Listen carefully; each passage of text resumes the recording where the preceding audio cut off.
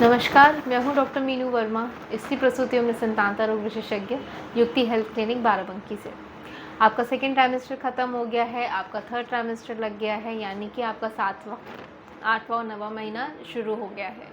तो इसमें आपके बॉडी में क्या क्या चेंजेस आते हैं, आपको कब डॉक्टर के पास जाना है, आपको डाइट में क्या खाना है, किन किन बातों का ध्यान रखना है, आज इस वीडियो में हम यही सब डिस्कस करेंगे। सबसे पहले आपकी बॉडी में क्या क्या चेंजेस आते हैं और ये चेंजेस नॉर्मल होते हैं प्रेगनेंसी में। एक तो आपका 7वां महीना लगा है, आपका धीरे धीरे बेबी बम्प और बहुत अच्छे से दिखने लग जाएगा, आपको बहुत स्ट्रॉन्ग फीटल मूवमेंट्स परसीव होने लग जाएंगे। जैसे जैसे बेबी ग्रो करता है आपको फीटल मूवमेंट्स बहुत अच्छे से परसीव होने शुरू हो जाते हैं। कई लोगों जो बहुत पतले होते हैं उनकी स्किन के ऊपर भी बेबी मूवमेंट्स आप बहुत अच्छे से देख सकते हो।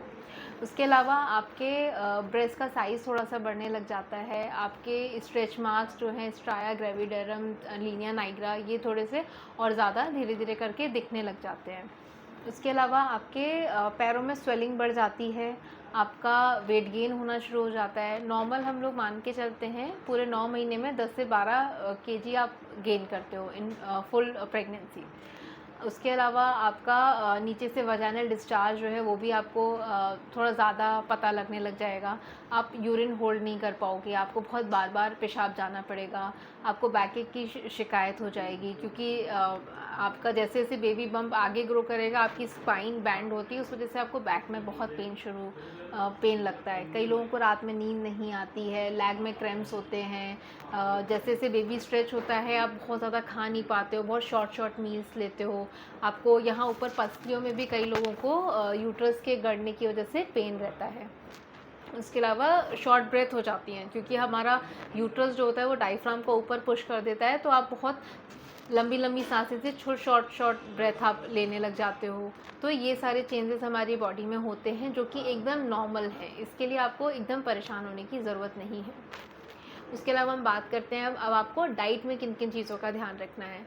नॉर्मली जैसे जैसे आपका बेबी ग्रो करता है आपको अपना डाइटरी रिक्वायरमेंट धीरे धीरे करके बढ़ाना होता है, क्योंकि प्रेगनेंसी में जैसे जैसे यूट्रस बढ़ता है, यूट्रस जो है वो आपके स्टमक को, इंटेस्टाइन को प्रेस करता है, तो आप एक बार में बहुत ज़्यादा नहीं खा पाते हो। तो आपको बहुत ज़्यादा एक बार में खाना भी नहीं है, आप फ्रीक्वेंट मील्स लीजिए और कई बार खाना खाइए। आपको हर 2 से 3 घंटे पे कुछ कुछ खाना है और हेल्दी खाना है ना।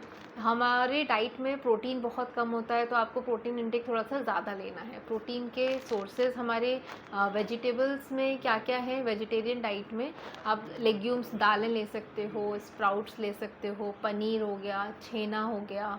इसके अलावा आप अगर नॉन वेजिटेरियन हैं तो आप फ़िश खा सकते हैं, चिकन ले सकते हैं। तो ये सब प्रोटीन के सोर्सेज हैं, ये आप यूज़ कर सकते हैं। कार्ब्स आप ले सकते हैं, लेकिन आपको ऐसा कोई भी कार्ब नहीं लेना है जो आपका शुगर लेवल एकदम से बढ़ा दे, जैसे मिठाई हो गई, है ना। तो ये सब आपको बहुत ज़्यादा नहीं लेना है। प्रोसेस्ड फूड आपको नहीं खाने, पैकेट वाले जितने भी आइटम हैं ये आप कोशिश करिए अवॉइड करिए। आपको बहुत ज़्यादा चाय, कॉफ़ी, कैफ़ीन का इंटेक नहीं लेना है, अल्कोहल नहीं लेना है, स्मोक नहीं करना है। इन सब चीज़ों का आपको अपनी डाइट में ध्यान रखना है। उसके अलावा आप ड्राई फ्रूट्स ले सकते हैं। सोक्ड ड्राई फ्रूट सबसे बेस्ट रहते हैं बेबी ग्रोथ के लिए। खजूर आप खाइए, रात में भिगो के रख दीजिए, सुबह आप 8 से 10 खजूर, 4-5 बादाम और पिस्ता, ये सब आप सोक्ड ड्राई फ्रूट्स आप मॉर्निंग में मिल्क के साथ ले सकते हैं। अब हम बात करते हैं डॉक्टर विज़िट के बारे में, आपको कब डॉक्टर के पास जाना है।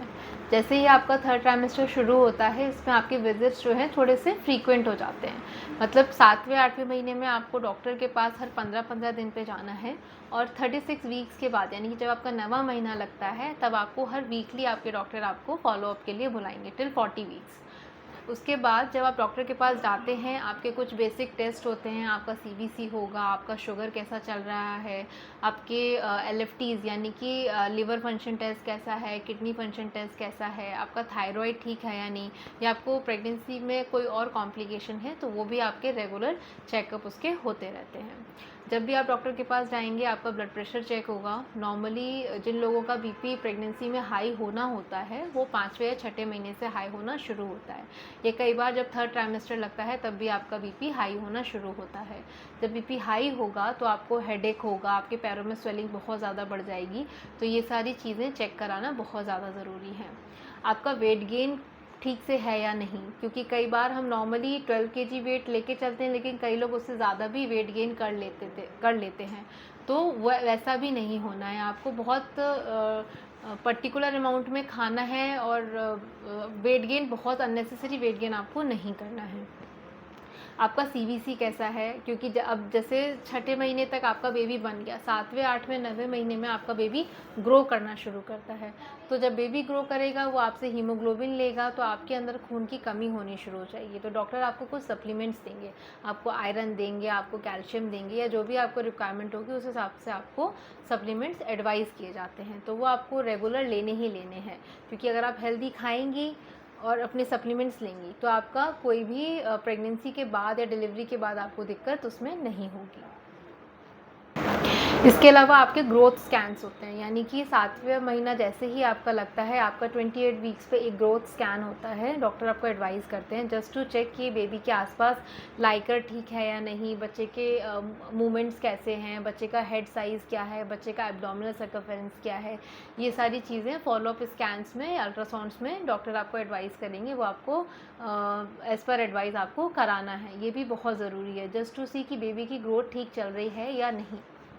अब हम बात करते हैं प्रेगनेंसी में 3rd ट्राइमेस्टर में कुछ वार्निंग साइंस के बारे में। वार्निंग साइंस मतलब वो ऐसे कौन से साइंस हैं जो आप घर बैठ के आपको लग रहा है कि आपको इमीडिएटली डॉक्टर के पास जाना ही जाना है, उसमें आपको कोई भी लापरवाही नहीं करनी है। सबसे पहली बात, ट्रू लेबर पेन्स और फॉल्स लेबर पेन्स के बारे में मैं आपको थोड़ा सा बताना चाहती हूँ। जैसे ही बच्चा पेट में आता है, नॉर्मली मेरे पास पेशेंट आके कंप्लेन करते हैं कि हमको पेट में दर्द हो रहा है, क्योंकि वो जैसे ही बच्चा आता है, यूट्रस में हल्के हल्के कॉन्ट्रैक्शंस आते हैं, जिसको हम वेक्सटन हिक्स कॉन्ट्रैक्शंस कहते हैं। ये फॉल्स लेबर पेन्स जैसा है, मतलब ये आते हैं फिर बंद हो जाएंगे, फिर आते हैं फिर बंद हो जाएंगे। लेकिन अगर आपको कोई भी ऐसा दर्द जो आपको पेट कड़ा हो जा रहा है, नीचे से आपको खून पानी आना शुरू हो गया है, तो आपको तुरंत डॉक्टर के पास दिखाने जाना ही जाना है। दूसरा साइन है फीटल मूवमेंट्स। जैसे ही आपका 3rd ट्राइमेस्टर लगता है, मैंने बताया आपको बहुत स्ट्रॉन्ग फीटल मूवमेंट्स पता चलते हैं। नॉर्मली जो हमको मान के चलते हैं 24 घंटे में 10 से 12 फीटल मूवमेंट्स आपको पता चलने चाहिए।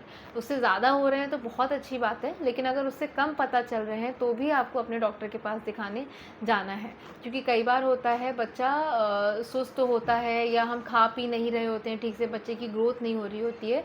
तो अगर आपको फीटल मूवमेंट्स 10 से 12 से कम अगर 24 घंटे में पता चल रहे हैं, तो भी आपको डॉक्टर को दिखाने जाना ही जाना है।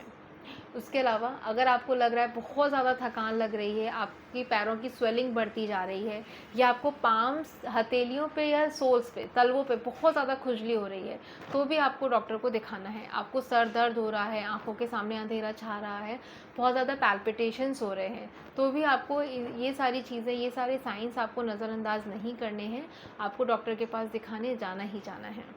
खुश रहिए, स्वस्थ रहिए, अपना ध्यान रखिए और हेल्दी बेबी रखिए। Thank you.